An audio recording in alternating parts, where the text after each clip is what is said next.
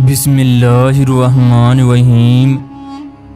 جب اللہ تعالیٰ نے آدم علیہ السلام کو بنایا تو جبرائیل علیہ السلام کو زمین سے مٹی لانے کے لیے کہا، تو زمین نے جبرائیل علیہ السلام سے کہا، میں تجھے اس ذات کی قسم دیتی ہوں کہ زمین سے مٹی مت لے جا، اس مٹی سے جو انسان بنے گا وہ فساد برپا کرے گا اور خون بہائے گا تو کل کو اسے آگ میں جلنا پڑے گا۔ یہ سن کر حضرت جبرائیل علیہ السلام واپس لوٹ گئے، اللہ کی بارگاہ میں حاضر ہو گئے۔ اللہ نے پوچھا مٹی کیوں نہیں لائے؟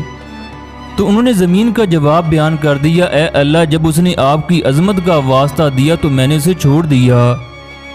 پھر اللہ تعالیٰ نے اسرافیل علیہ السلام کو بھیجا، پھر یہی معاملہ ہوا۔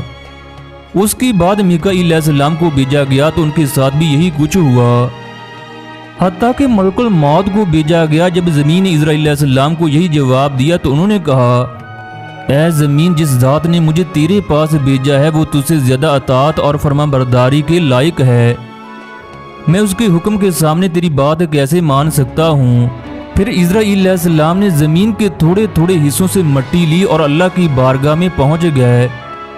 تب اللہ نے کہا، کیونکہ تم یہ مٹی لے کر آئے ہو اس لیے جو انسان پیدا ہوگا یہ روح پھونکی جائے گی، وہ روح بھی تم ہی قبض کرو گے۔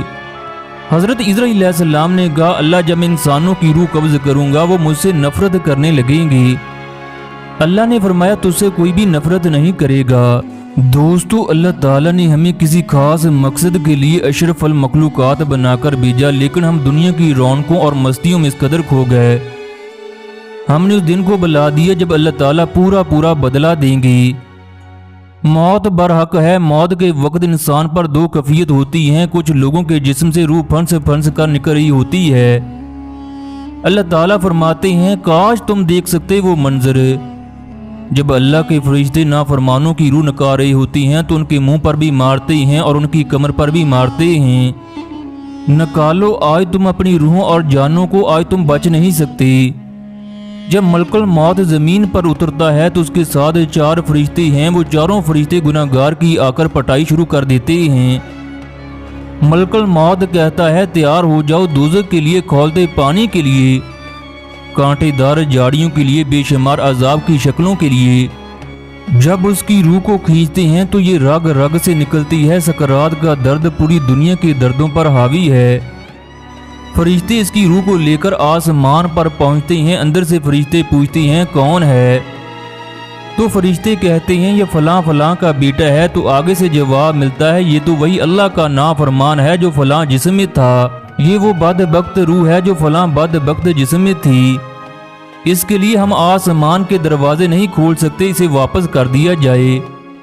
پھر اس کو اللہ کے قید خانے میں، جس کا نام سنجین ہے، وہاں پھینک دیا جاتا ہے۔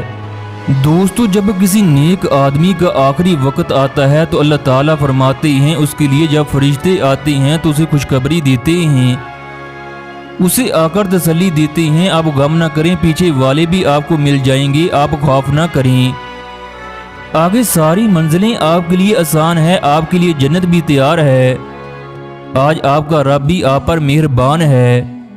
ملک الموت اور 4 فرشتے جب آتے ہیں تو اس کی روح بڑے ہی پیار سے نکالتے ہیں تاکہ اسے موت کا درد نہ ہو۔ پھر سارے فرشتے استقبال کے ساتھ اسے آسمان پر لے جاتے ہیں، وہ اندر سے پوچھتے ہیں، کون ہے؟ تو کہتے ہیں، فلاں فلاں کا بیٹا یا بیٹی۔ تو فرشتے کہتے ہیں، یہ نیک روح نیک جسم میں تھی، ہم سب اس کا استقبال کر رہے ہیں۔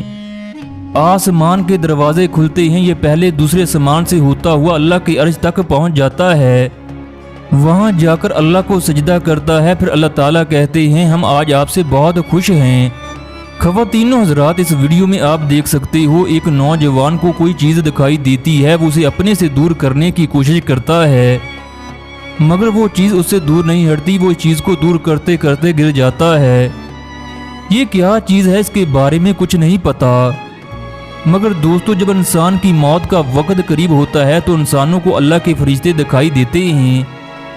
جب نوجوان گرتا ہے تو دوسرے لڑکے اسے بچانے کے لیے پہنچ جاتے ہیں۔